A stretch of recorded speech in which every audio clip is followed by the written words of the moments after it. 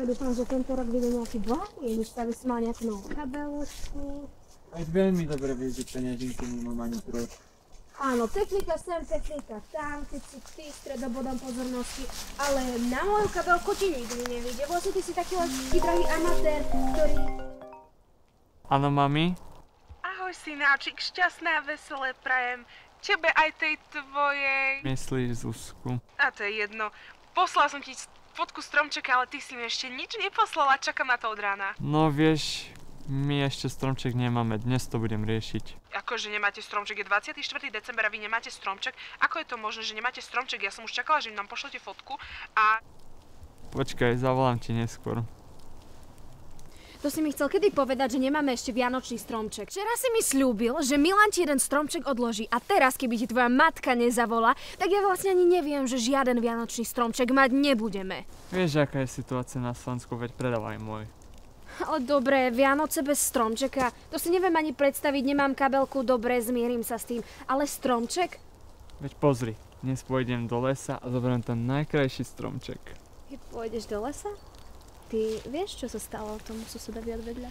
Veď to len rozprávka. No ja som počula, že išiel na štedrý večer do lesa a už sa z neho nevrátil. Ani pán Božko nevie, kde skončil. Rob si čo chceš, ale ja idem domov. Ty sa ani neskúšaj vrátiť bez toho stromčeka, pretože sa staneš ty tým stromčekom.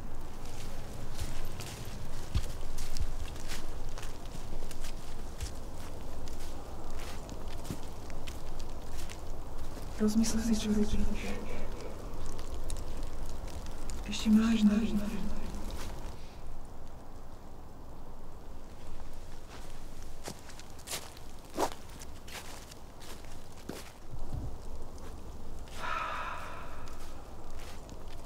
Zlodej.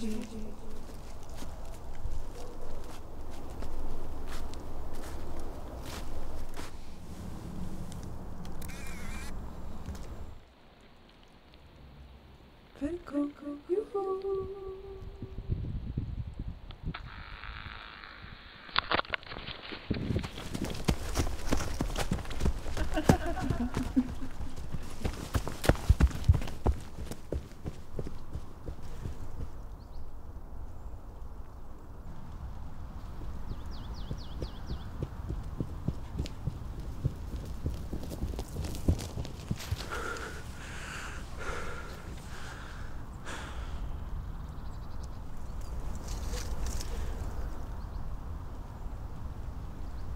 Zle si chcel konať. Teraz rozmýšľaj pozorne. Kárhať ťa nebudem. Od toho tu nie som. Dám ti akurát na výber.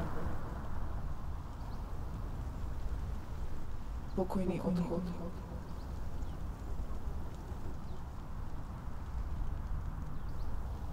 Alebo dostaneš to, čo chceš aj s prekvapením.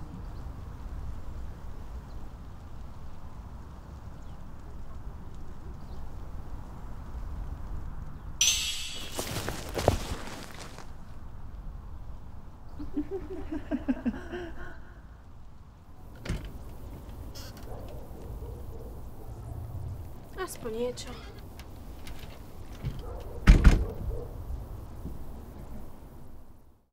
Tak toto je fakt najkrajší stromček. Za dobrotu na žebrotu.